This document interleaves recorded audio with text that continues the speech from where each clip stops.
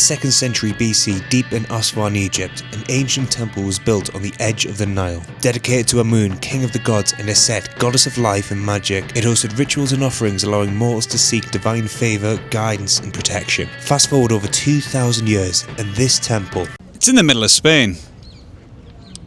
So how's this happened? Once again, I'm here to tell you that Spain is not warm in January. It's currently 0 degrees, which is why I've got a buff and gloves and 2 layers on. So the plan is to run to Retiro Park and have a look around.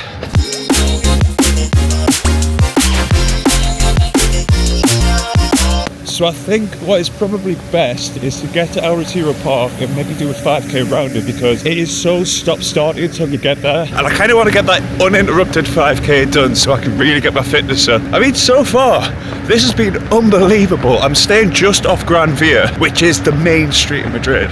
And it's so nice just to come straight down and right into the thick of things. Like back there, you've got Cibeles Palace. And I'm only like, what, a 5-10 minute run to the park? So the first thing I want to point out is this place right behind me, and that is the Museo Nacional del Prado, or the Prado Museum. So there's thousands of paintings and sculptures from the 12th to the 19th century there, and there's even more ancient stuff there from like the Roman and the Greek times. So the reason I'm not going in there today is because I actually went in yesterday, because after 6 o'clock you get free entry. Normally it's about 16-17 quid, which I was not going to pay. But the Prado Museum is on the Lonely Planet Top 500, so it's the first one of the channel that we've officially ticked off. And what's even better is, it's right on the doorstep of El Retiro Park. So it means I'm going to start my Strava now, and let's whack out a quick 5k. And there we go, 5k on the board. That was probably one of my favourite ever runs ever. And I know this channel is all about park watch and pulling out the best and worst parks in Spain, but this is next level. Like every corner you turn there's something new to see. It's absolutely amazing. And also the fact I've run the full perimeter and it was pretty much a perfect 5k. Thing is, I saw it was 0 degrees when I left and I was like, right, I'm gonna wear 3 layers, I'm gonna wear a snood, I've got gloves. It's too hot for that now. The one thing I will say with the Spanish weather is as soon as the sun is on you, it changes everything. Like, don't get me wrong, in the shade, and especially when it's windy, it is chilly, but as soon as that sun comes out, it gets you like. So the time now is just about 11 o'clock, so I think I'm gonna head back to the hotel, get a shower, get changed, get some food and get a coffee. I am starving. I've had little to nothing for breakfast. I had a ham sandwich that was about that big. Right then, sorted. And if you think I look a little bit different, you're probably right, because I've just given myself a little trim around the sides. It needed tidying so badly. So that's the one thing that is good with having clippers while you're away, is that I can just get a 2-guard straight around the back and sides and good as gold. Also just decided to do a little bit of washing from my running gear this morning while I've got the opportunity, so I can just hang it up in the bathroom and hope that it dries for tomorrow. So as I mentioned, right now we're going to head down to Sol. Gonna get some breakfast, coffee, maybe some churros as well. So this is actually my 2nd time in Madrid. Well, technically 3rd, but I'm not counting last year because it was just a mad cool for the day. So I didn't actually go into the centre of Madrid. It was just very much off the train, straight to the festival and then back home. But the first time I came, I was looking back and I couldn't believe it. It was 3, nearly 4 years ago. The problem is that it was 42 degrees, and now when I'm visiting it's like -10, so I'm kind of just getting the 2 extremes of Madrid and not having anything comfortable in the middle. It reminds me a lot of Berlin, you know, the big grand buildings, the really wide streets. I'd also imagine it's a little bit like New York, but I've never been. But also just walking through Madrid, you've got these buildings everywhere, like huge pillars, massive like 4, 5, 6 stories, and then you've got these crazy monuments on the top as well. I think as well, there are some capital cities in Europe that just don't feel like capital cities. What I mean by that is they don't have these big grand buildings. It feels like there's a lot of hustle and bustle and everything's going on at the same time. But no, Madrid, definitely do get that vibe here. And I like it. You know, if you're going to a capital city, you want it to be lively. You want there to be something to see and do around every corner. You don't just want it to be the same stuff. And you know, it doesn't have to be like an attraction on every corner, just something visually to capture and see. Again, this is 12 o'clock on a Thursday. Like, people are at work, people are doing things, but it's still busy. I tried to get a Sol, and I'm pretty sure I've just walked in like a huge circle here. This literally looks like exactly where I was. I've got Google Maps and I'm still lost. Right, no, this is the right street, because right here in the center is Puerta del Sol. And here we are in Puerta del Sol, the center of Spain, and there's a good reason they call it that. And that reason is that every road in Spain is centered from Puerta del Sol. This is truly the centre of Spain. You can also see you've got the central clock where everybody congregates for New Year's countdown. You've got the Tío Pepe sign, which is a neon advertisement for a sherry brand, funnily enough, and it's become pretty much a staple of the square's identity. And you also got the coat of arms of Madrid, so the bear signals strength. And what you can see just there is the strawberry tree, which is just a symbol of the fruitness of the lands around Madrid. If any of you are football fans, you'll notice that is the crest of Atletico de Madrid. As I said, it is bustling here today, and if you watch the news, you'll notice that this building is the one that has appeared on it more than a few times. And that's because a lot of protests are organised in the centre in Puerta del Sol. And over the years, there's been so many, from local ones to domestic to international problems that people are protesting for. Right, anyway, I need a coffee, and then I'm probably going to get some lunch. Well then, esperatos. This looks alright. Let's see if we can get a coffee. Hola, un americano y dos porros, por favor.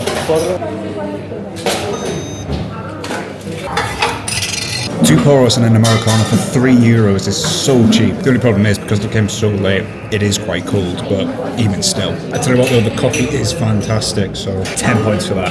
Right, that was unreal. It really did just hit the spot, and I think now it's time to head to Plaza Mayor once again.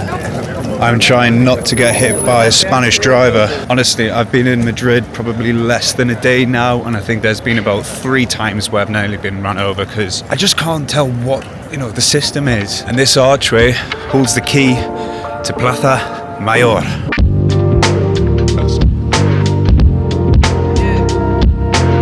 So this used to be a marketplace back in the 15th century, and over the years it's been reconstructed and rebuilt numerous times. So the most notable fires were in 1631, 1672 and 1790. So you can see how it does look a little bit more modern than maybe it should be for something that was built in the 15th century. All of these balconies all the way around the square, there's 237 balconies that look out onto it. So there is no shortage of these views. And in the centre of the square, you've got the Philip III statue, which was installed in 1848, so about 200 years old almost. So the interesting thing about Plaza Mayor is it's hosted many different events, from bullfights to markets to public executions and the Spanish Inquisition trials. So there has been a hell of a lot of bloodshed here over the past few centuries. And now it's home to a few quaint cafes and restaurants and a Pizza Hut. So next up, we're going to head to Mercado de San Miguel, which is renowned for being the best market in all of Madrid. Spoiler alert, I have been there once before the last time I came, and my god,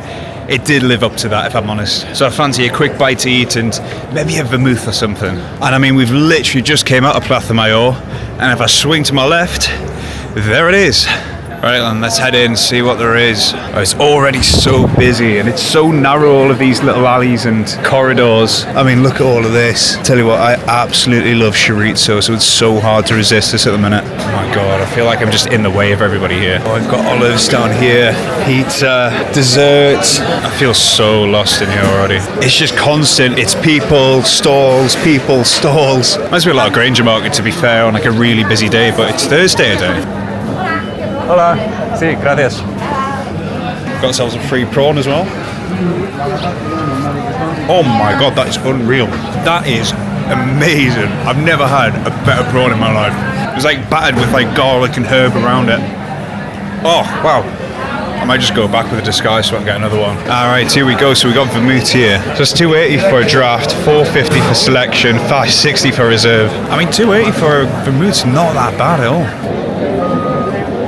There we go, vermouth acquired. I just need to find somewhere to drink it. There we go, found a corner. Last time I came, I ended up getting a vermouth. I just didn't like it. I think it was just too strong and sweet for me, but I don't know if it's different or if I've just kind of matured a lot more, but this is actually pretty good. So the reason I wanted to get a vermouth is there's actually some cultural significance to Spain. They have something called La Hora del Vermouth, which is the hour of vermouth, which essentially is just like a pre-drinking ritual before eating lunch or dinner. So they usually have a small glass of vermouth and then have some olives or anchovies as like a little tapper. I can see why. I can definitely see why. It is quite nice. I think I'm converted to being a fan of vermouth, and I never would have thought I would have said that.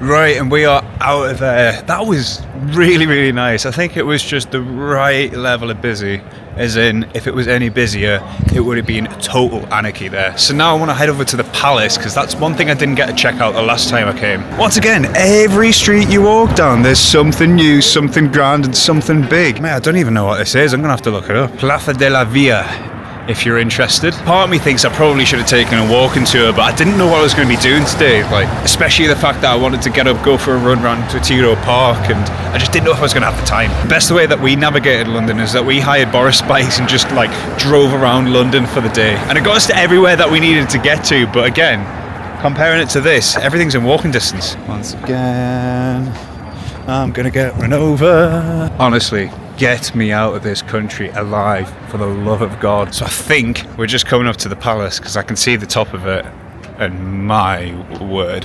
So here we are, just coming around the corner. That is majestic.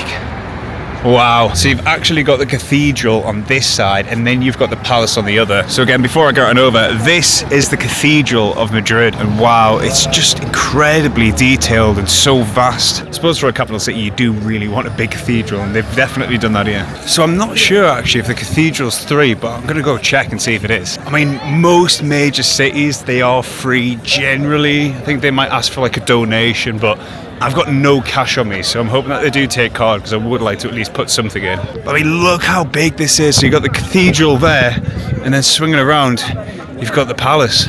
Man, this is actually now the perfect temperature. Like, the sun's just on me. I think it's about 10 degrees. I have got a hoodie, a jumper, and a t-shirt on, but I think it's not too bad. So I'm guessing the entrance is up here, maybe? I don't know, let's go find out. €7 in, and it shuts at half two. Nah, I've not really read much about it. I didn't realise it was a museum as well. €7, that's a little bit steep on my budget, if I'm really honest. I think I've seen plenty of museums as well over the past few days. I'm a little bit museumed out, if you like. So let's go check out this viewpoint, because my God, this looks amazing. Gotta show you guys. I mean, this is my walk up to it. So you got these huge gates, and then this amazing view of the city. So we're actually on the east side of Madrid now, and you've got Puerto de Alarcón, I believe is the town just in the distance there. And you can see for absolutely miles here. It's incredible. And then if you look down, you got a couple of blokes working on the roof there. I think we've come over to the other side as well. So this is another area called Carabanchel. So I think it's mainly just sort of private housing and suburbs really, and then you obviously got the city going into Madrid on the left-hand side there. No, again, for like a major city, it's nice just to have viewpoints like this that look out onto nature, because so many cities just do not have greenery around them. Case in point, Newcastle. I mean, it is a small city, but you've not really got anything in the centre. You've got Jesmondine if you just go outside. You've got the occasional park here and there, but the rest of it's just concrete. So just having these amazing little viewpoints is so cool to see. It just gives you that bit of life into a massive city as well. So I had a look online, and the cathedral is free. I think it was just the fact that the museum was attached to that part, which was charging you €7. So I'm going to have a little bit of a scoop around and just see if there's any other entrances that I can probably get in for free. The palace in the background as well is £13. So man, I'm just not that keen on spending that much money to go in, look at somewhere and just kind of wander out, you know. Sorry if that disappoints any of you. As you can tell, I am a stingy bastard. Right, well there is a sign here saying that cathedrals are on this way, so I'm guessing this is a second entrance. I've got this as well. So open time 10 till 2. Oh, it's closing in 10 minutes, man. Oh, I don't think I've timed this right, you know. I'll see if I can get in for the last 10 minutes, but I don't know. Alright, well there's people going in, so it does look promising, I think. The problem is it doesn't open till 4:30, and there's no way I'm waiting 2.5 hours for it to reopen. Okay, we're in.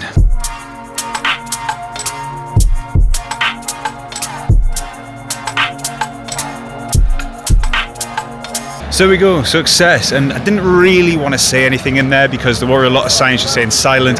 It was also extremely quiet in there, I suppose, as most cathedrals are. And if you don't know me, personally, I'm not a religious person, but some cathedrals I go to are very hit and miss. And again, I mean this in no disrespectful manner, but there are some that you go to that just feel very eerie and creepy, and I think it's the ones that are very dark inside and aren't really populated when you visit.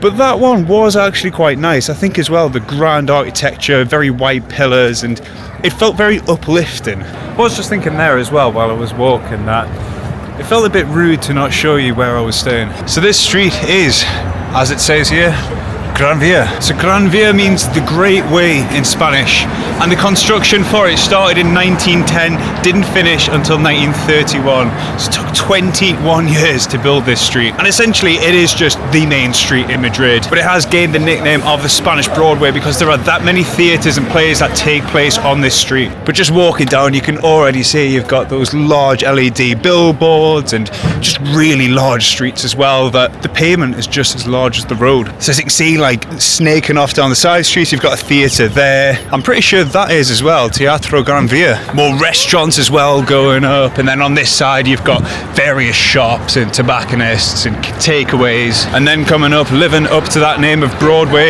you've got another theatre. And so I'm just staying off one of the side streets down this towards the bottom, towards Retiro Park, but it's very easy to get to. I think there's about 3 or 4 different metro stops and train stops that allow you to get off at various points in Gran Via. But if you're ever in Madrid and you want to come see a play, this is the place to be. I didn't realise as well that you got Real Madrid and Celta tonight, so that has given me something to potentially do after Temple of Debod. I mean, I need to go back anyway and just make sure that everything's packed and potentially edit this vlog as well, but I could do that on the plane tomorrow. I'll see how I feel, and I'll see what time kickoff is, because it might be late on. It probably is late on. Right, so I've just got over an hour until I've got to be at the Temple of Debod. I do want to walk around a little bit before I get there, but I think I want to get a pint or something just to kill a bit of time. Right, this is a bit ambient, isn't it, with the green, but that sign got me thinking. Real Madrid are at home tonight. I've never seen Real Madrid play in person, and I was thinking, you know, it's a huge stadium, it's a cup game, there might be tickets left. And I was right, there are tickets, but they are way up in the rafters, in the corner, in the top row of the Bernabeu. But I was thinking, it's 60 euros for a ticket. And there's a few things today that I've said no to because they've been like 10, 15 euros entry. It's a 9:30 kickoff, which means it'll finish just before 11:30. It takes me about half an hour to get back to Gran Via, and then a 5-10 minute walk. I'd be back in bed by maybe 12:30, need to be up at 7 tomorrow. So I'm thinking, do I buy a ticket to go see Real Madrid tonight? And I'm currently thinking, maybe I do. But let me finish this beer and then I'll see what I think. Also, shout out for the tapa. It looks like we've got some little sausages and chips. Unreal. So I didn't even have to make it to the bottom of that pint. Some amazing tickets came up for £100, which is a little bit wounding, but I am getting like level 4 access to a Real Madrid game. They're bought. I'm going. Man, I can't believe I've just paid £100. It was about 113 euros for a cup game. Like, there's a strong chance that they're not even going to play any half decent players apart from, you know, veterans like Modric, etc. But it was either that or sit right at the top of the top row of the stadium for about 60 euros. And I was like, yes, it would have been a good experience, but I don't even know if I would have been able to see the match. So I think, you know, it's almost like a once in a lifetime or a once in a very, very infrequent time experience to see Real Madrid play, especially at home. I think £100 is probably a price well worth spending. But right now, just finished up that beer. It's 5 o'clock.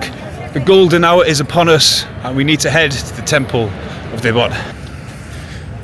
And here it is, the moment you've all been waiting for, and there seems to be a leaf confetti for some reason, the Temple of Debod. So the reason it's in Spain is that it was actually relocated in 1960, given as a gift from the Egyptian government to the Spanish. And it's because the Spanish took a big role in preserving natural monuments from around the world, so it was seen as like a nice way to pay back on what they'd been doing. So the temple had to be relocated as they were building a dam on the Aswan River where it stood. And it created Lake Nasser, which is actually one of the largest man-made lakes in the world. So they had to take down the temple piece by piece, relocate it 2,000 miles and more across from Egypt over to here in the middle of Madrid. And it's just fantastic to see the effort to preserve some history. You know, this is an ancient temple built over 2,000 years ago. So to see that go would have been a shame, but to have them transported bit by bit And for Madrid as well, to take it in and make it a location of interest within their city, a piece of Egyptian heritage is fantastic to see. And just around the park as well, before we go in, you've got these amazing views of the sunset. I mean, look at this. It is well populated right now. You've got musicians there busking, and my word, a lovely view of the sea. So again, similar to the palace, it is pretty much the exact same view with the barrios in the distance and La Casa de Campo de Madrid, that massive 4,000-acre park or land space far in that distance as well. And I can't see why it is very popular. You know, this is the perfect place to chill out and have a beer, watch the sunset with your mates. And that's what it's all about at the end of the day. You know, it is the middle of winter. It's not the warmest. I probably should put my hoodie back on because it is a bit chilly. But it's all about making the most and having these amazing views, watching the sunset next to a 2,000-year-old Egyptian temple, man. It's like something out of a book, innit? Anyway, it is now 21 minutes past, which means we'll be going into the temple very soon to check out what's inside. I have no idea what is inside, by the way. I only know it from the outside, and I do need to check to see if there is a queue, because the last thing I want to do is come all this way and miss my opportunity to go in.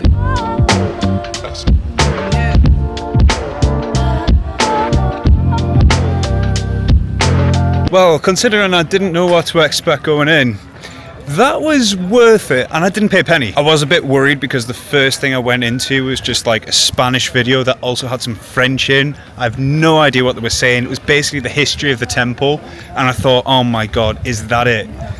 But the more that we went around, we saw some exhibitions, we saw some carvings, some ancient Egyptian tales.